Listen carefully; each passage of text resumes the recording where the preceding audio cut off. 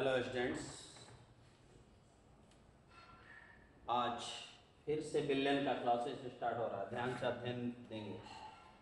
पिछले क्लास में हमने जितना भी इंट्रोडक्शन किया, मतलब 20-25 वीडियो हमने अपलोड किया है, आपने उसको देखा होगा, रिवीजन किया होगा, समझा होगा। आज की क्लास में हम देखेंगे राउल्ट का वाष्प दाब का नियम, जिसको अंग्रेजी में कहते हैं rods law of vapour pressure. ध्यान से देखिएगा, इस नियम में बहुत सारे कंफ्यूजन होते हैं। बहुत सारे बुक में बहुत सारा पॉइंट देखिएगा, ये देखिएगा, वो देखिएगा, बहुत सारे कंफ्यूजन होते हैं, लेकिन सारे कंफ्यूजन का सलूशन आपको नजर आएगा। इसलिए इस रूल को देखिएगा, राउल्ट का वाष्प दाब का नियम। हम इसको तीन फेज में पढ़ेंगे। पहला होगा, पहले वाष्प दाब क्या है, इसे जानना बहुत जरूरी है। आप वाष्प दाब के बारे में बहुत सारे कंफ्यूजन सुनते होंगे। लोअर क्लास में, अंडर 10 क्लास में टीचर लोग पढ़ा देते थे कि जो वाष्प दाब आरोपित करता है वही वाष्प दाब होता है, लेकिन ये बिल्कुल गलत डेफिनेशन है कि ये जो वाष्प दाब आरोपित करेगा वह कभी वाष्प दाब नहीं होगा। तो सारे कंफ्यूजन को दूर करते हुए आज वाष्प दाब को आप देखेंगे और शुरू से अंत तक देखिएगा, तब सारी बात क्लियर होगी। ऐसा नहीं कि फॉरवर्ड कर करके देखिएगा तो कुछ भी बात क्लियर नहीं होगी और कंफ्यूजन होगा। एकदम स्टेबल होकर, स्थिर बढ़ाकर, आराम से बैठकर ध्यान से देखिएगा, फिर आगे जो भी होगा वो तो होना ही है। लेकिन आप इसको फिलहाल देखिएगा। वाष्प दाब अंग्रेजी में कहा जाता है वेपर प्रेशर। ओके, देखिए इसका डेफिनेशन क्या है कि जब किसी बंद बर्तन, वाष्प दाब के लिए बंद बर्तन होना अति आवश्यक है। अगर बंद बर्तन नहीं होगा तो कभी भी किसी भी द्रव का वाष्प दाब प्राप्त नहीं होगा। तो देखिए कि जब किसी बंद बर्तन में, गौर करेंगे कि जब किसी बंद बर्तन में वाष्पीकरण एवं निम्नीकरण, इसको मैं आगे बताऊंगा, फिलहाल आप देख लीजिए। वाष्पीकरण एवं निम्नीकरण दोनों प्रक्रिया साम्यावस्था में आ जाती है। उस अवस्था में जो दाब प्राप्त होता है उसे वाष्प दाब कहा जाता है। इंग्लिश में कहेंगे कि if in any closed vessel the process of vaporization and condensation is in equilibrium state, then at this time such pressure is exerted is known as vapor pressure। अब वाष्पीकरण क्या है, तो कि उच्च तापमान पर द्रव का गैस में अर्थात जल का वाष्प में परिवर्तित होना वाष्पीकरण कहलाता है, और निम्न तापमान पर गैस का द्रव में अर्थात वाष्प का जल में परिवर्तित होने की प्रक्रिया निम्नीकरण कहलाता है। अब इसको ध्यान से देखते हैं। पहले वाष्पीकरण, निम्नीकरण। आप घर पर देखे होंगे, अगर पानी को आप गर्म करेंगे, पानी को, जल को यदि आप गर्म करेंगे तो पहले वह गर्म होता है, और गर्म होने के बाद धीरे धीरे उसमें से वाष्प निकलना शुरू करता है, और जैसे ही वाष्प निकलना शुरू होगा, वह प्रक्रिया का नाम होगा वाष्पीकरण। ध्यान दीजिएगा, चाहे किसी भी द्रव को बदलेंगे, जैसे तेल को भी गर्म किया जाता है तो धीरे धीरे वह अपने वाष्प में परिवर्तित होता है, गैस में परिवर्तित होता है। पेट्रोल को भी खुला कर देंगे तो वह भी अपने गैस में परिवर्तित होता है। तो जब किसी जल को गर्म किया जाता है उच्च तापमान पर, तो वह धीरे धीरे वाष्प में परिवर्तित होता है। That process is known as vaporization. यहाँ पर देखिएगा कि उच्च तापमान, तो इसको ऐसे भी कहेंगे कि as process in which the liquid, ध्यान दीजिएगा, the liquid is to be converted in gases या water is to be converted in vapour is known as क्या, vaporisation. And at low temperature water is to be vapor is to be converted in water, such process is known as condensation। ये दो है, आप इसको समझिएगा तभी समझ में आएगा। और ये जब दोनों प्रक्रिया वाष्पीकरण निम्नीकरण किसी बंद बर्तन में साम्यावस्था में आ जाए, तो गौर फरमाइएगा। ये देखिए एक क्लोज्ड वेसल है, ये एक बंद बर्तन है, इसमें यह पारा भरा है और दाब और तापमान का मापन पारा धातु द्वारा ही होता है। आप देखोगे थर्मामीटर में पारा होता है और आप जाते हैं डॉक्टर के पास तो ब्लड प्रेशर मापने वाला मशीन होता है ना, उसमें भी पारा होता है। पारा के हाइट के मेजरमेंट से ही हम किसी भी व्यक्ति का ब्लड प्रेशर माप सकते हैं। उसी प्रकार वाष्प द्वारा भी हम गैस को वाष्प द्वारा भी वाष्प दाब को मेजरमेंट कर सकते हैं। तो ध्यान दीजिएगा, यह एक बंद बर्तन है और इसमें आपका क्या है, यह एक क्लोज वेसल है और इसमें आपका जल है। अब इसको नीचे से आप क्या करेंगे, हीट करेंगे, गर्म करेंगे, है ना। जब आप इसको गर्म करेंगे, ध्यान दीजिएगा, इमेजिन, देखिए कोई भी प्रक्रिया में प्रोसेस को विजुलाइज किया जाता है दिमाग, जैसे देखिए सीखिएगा तो मन में वो लाइए कि ऐसा होगा तो क्या होगा।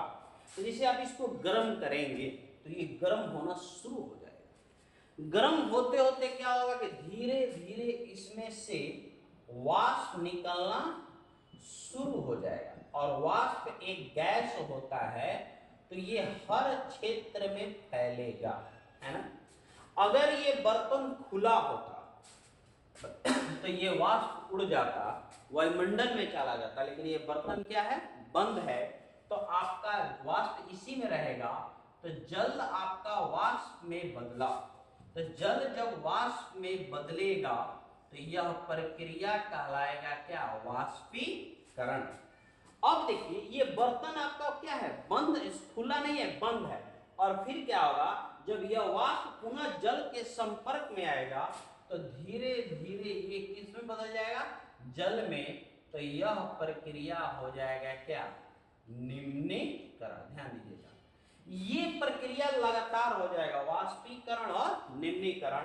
तो आप देखिएगा कि H2O है ना, H2O का L मीन्स द्रव होता है, यह कन्वर्ट करेगा कितना तापमान पर, उच्च ताप पर यह H2O का किसमें मिल जाएगा, गैस में।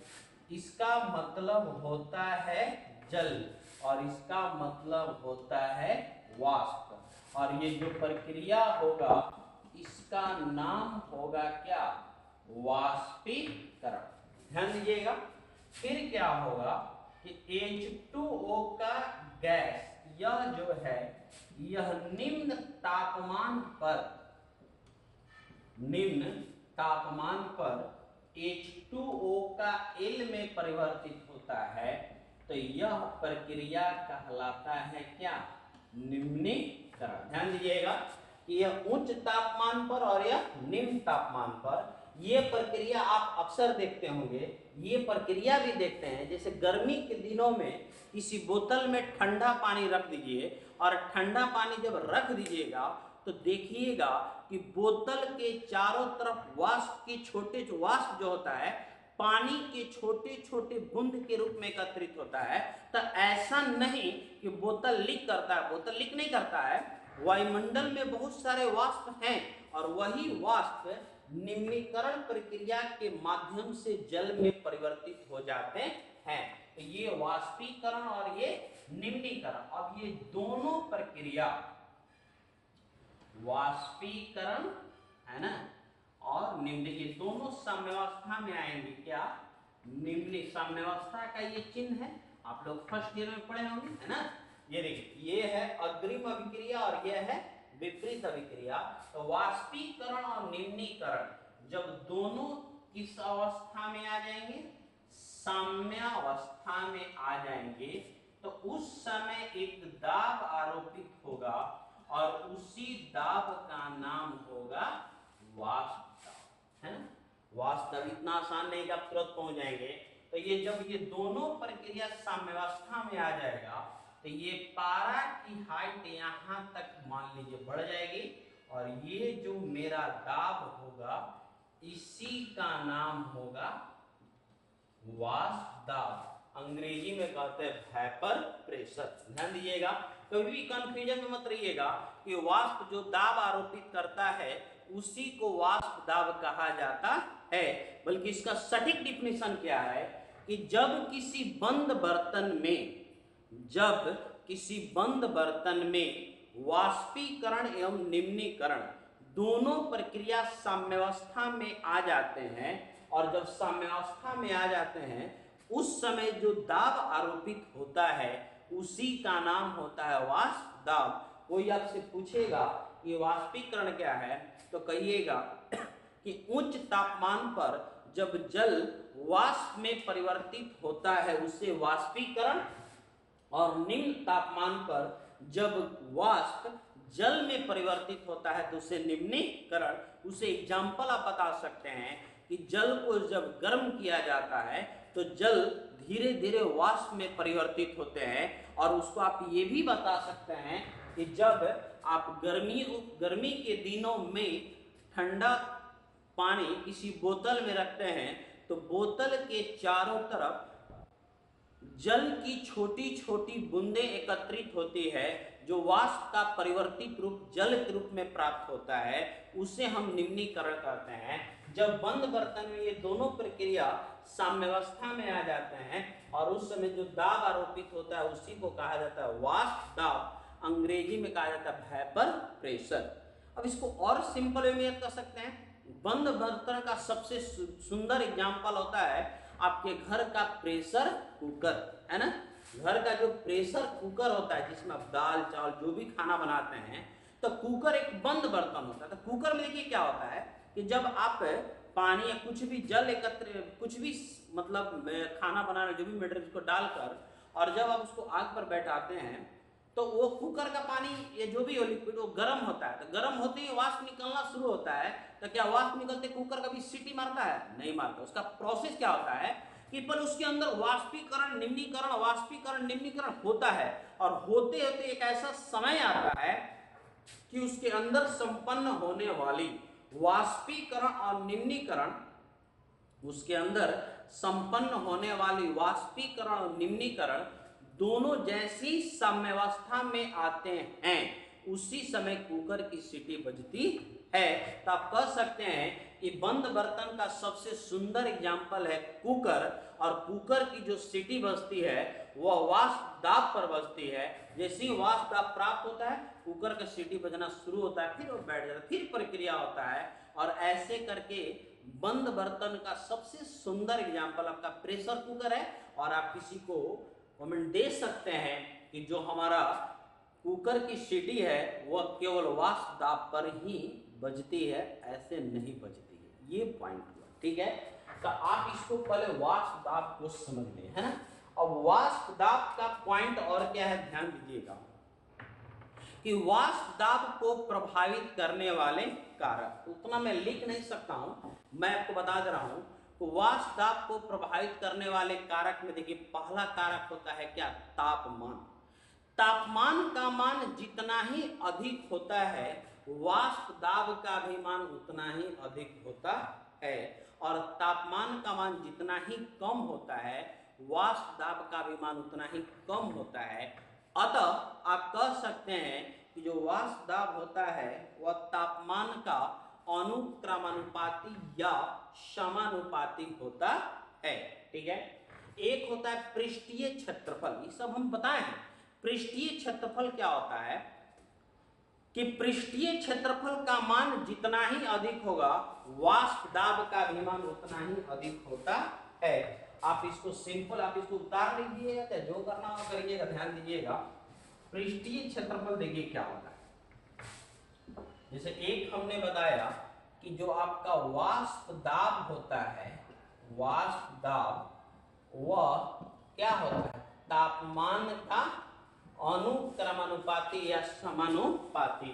अगर वाष्प दाब अगर तापमान बढ़ेगा तो वाष्प दाब भी बढ़ेगा, तापमान घटेगा तो वाष्प दाब का मान भी घटेगा। अब देखिए इमेजिन कीजिए पानी को इस थाली में ले लीजिए और इतना ही पानी किसी कटोरी में ले लीजिए, तो इसका हाइट इतना मिलेगा थाली में और ये कटोरी में इतना हाइट मिलेगा, और दोनों को आप एक साथ गर्म कीजिए, तब क्या फील कीजिएगा कि थाली वाला पानी इस कटोरी वाले पानी से जल्दी गर्म हो जाता है। क्यों? क्योंकि इसका पृष्ठीय क्षेत्रफल का मान अधिक है और इसका पृष्ठीय क्षेत्रफल का मान क्या है? कम है। और पृष्ठीय क्षेत्रफल जितना ही अधिक होता है कोई भी द्रव या जल ही मान लीजिए वह जल्दी गर्म होता है, तो देखे होंगे कि शादी विवाह में बड़ा बड़ा बर्तन में भोजन बनता है ना, तो उसके बनने के पीछे कारण है कि जितना ही वह पृष्ठीय क्षेत्रफल अधिक होगा खाना उतना ही जल्दी पकेगा, पृष्ठीय क्षेत्रफल जितना ही कम होगा खाना उतना ही देरी से पकेगा। तो पृष्ठीय क्षेत्रफल जितना ही अधिक होता है आप कह सकते हैं कि जो वाष्प दाब होता है वह पृष्ठीय क्षेत्रफल का क्या होता है, अनुका, यानी ये बढ़ेगा तो ये भी बढ़ेगा, ये घटेगा तो ये भी घटेगा। तो ये वाष्प दाब के प्रभावित करने वाले कारक हैं, फिर और बहुत सारे कारक हैं, आप इसको इतना समझिएगा। ये वाष्प दाब क्या है, सारे पॉइंट को देखिएगा। अब इसके दूसरे फेज में हम इस नियम का व्याख्या करेंगे, क्या, राउल्ट का नियम, और पुनः तीसरे फेज में इस पर न्यूमेरिकल क्वेश्चन बनेगा। तब इसके बाद हम लोग देखेंगे अणुसंघ के गुण धर्म, है ना। आप इसको देखिएगा।